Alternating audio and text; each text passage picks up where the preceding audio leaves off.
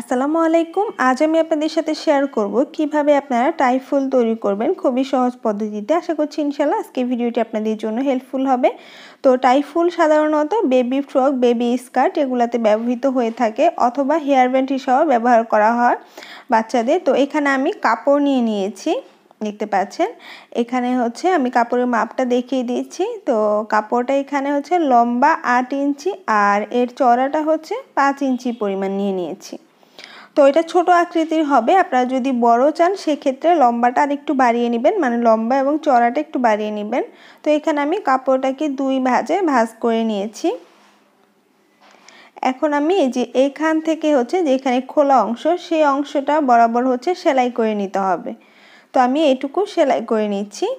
তো এই যে দেখতে পাচ্ছেন আমি এটুকু সেলাই করে কিন্তু আটকে নিয়েছি। এখন আমি কাপড়টাকে উল্টে নিচ্ছি। তো এভাবে করে কাপড়টাকে উল্টে নিতে হবে।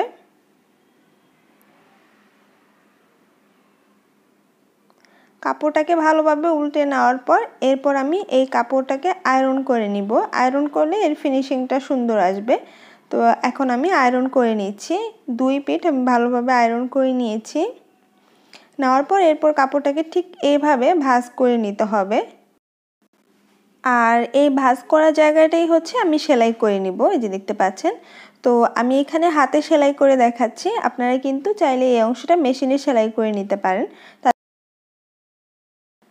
আপনাদের কাছে একটা রিকোয়েস্ট থাকবে, যারা আমার চ্যানেলে একেবারে নতুন ভিউয়ার্স এখনও চ্যানেলটি সাবস্ক্রাইব করেনি তারা ভিডিওর নিচে দেখবেন লাল সাবস্ক্রাইব বাটন আছে, সেখানে ক্লিক করে দিবেন এবং পাশে থাকা বেল বাটনটিও ক্লিক করে দিবেন। তো এইখানে যে আমি কিন্তু যে জোড়াটা আমি দিয়েছি সেই জোড়াটা হচ্ছে মাঝ বরাবর নিয়ে এসেছি এবং জোড়াটা আমি দুই সাইডে হচ্ছে ভাগ করে নিয়ে মাঝখান থেকে আয়রন করে নিয়েছি। এরপর আমি কাপড়টাকে উল্টে নিচ্ছি, মানে উল্টে সোজা করে নিয়েছি। আর যে উল্টা পাশে আমি সেলাই করেছি সেটা ভেতর দিকে দিয়ে দিয়েছি। তো আমি আবারও আয়রন করে নিয়েছি। এখন এই যে আমি দেখাচ্ছি ঠিক কিভাবে এটা আমি তৈরি করব। তো এখানে আবারও আমি সুই সুতা নিয়ে নিয়েছি এবং ঠিক মাঝ বরাবর অর্থাৎ যে জোড়াটা আছে সেই জোড়ার মাঝ বরাবর আমি আবারও সেলাই করে নিচ্ছি। তো এখানে বড় বড় করে সেলাই করে নিতে হবে।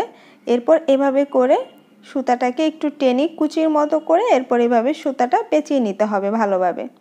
তো এখানে আমি ভালো করে সুতাটাকে পেঁচিয়ে নিচ্ছি।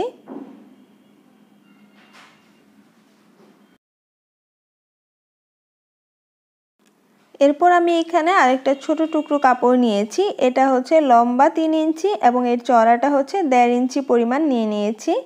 এখন আমি কাপড়টাকে দুই সাইড থেকে কিছু অংশ করে ভাঁজ করে নিচ্ছি, 1/2 ইঞ্চি করে ভাঁজ করে নিয়েছি দুই সাইড থেকে এবং এটা হচ্ছে আমি আয়রন করে নিয়েছি।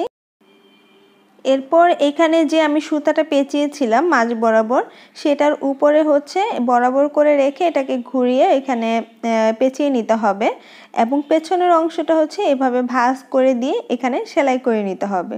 তো এটা তৈরি করা কিন্তু খুবই সহজ আর আমিও আমার ভিডিওতে খুবই সহজভাবে আপনাদের দেখিয়ে দিয়েছি। আশা করছি ইনশাআল্লাহ আপনারাও বুঝতে পেরেছেন। যদিও কোথাও না বুঝে থাকেন তাহলে অবশ্যই আমাকে কমেন্ট করে জানাবেন। তো পেছনের এই অংশটা ভালো করে সেলাই করে নিতে হবে। তো এই যে দেখতে পাচ্ছেন খুবই সুন্দর করে কিন্তু তৈরি করে নিয়েছি। আর এটা আপনারা হচ্ছে বেবি ড্রেসে এবং বেবি হেয়ার ব্যান্ড হিসাবে ব্যবহার করতে পারেন। তো আশা করছি আজকে এই ভিডিওটি আপনাদের কাছে খুবই ভালো লেগেছে। যদি ভালো লাগে তাহলে অবশ্যই লাইক বাটনে ক্লিক করে দিবেন, আপনার ফ্রেন্ডস এবং ফ্যামিলির মাঝে শেয়ার করবেন আর অবশ্যই কমেন্ট করে আপনার মতামত জানাবেন। তো আজকে এই পর্যন্ত, অনেক অনেক ভালো থাকবেন। আল্লাহ হাফেজ।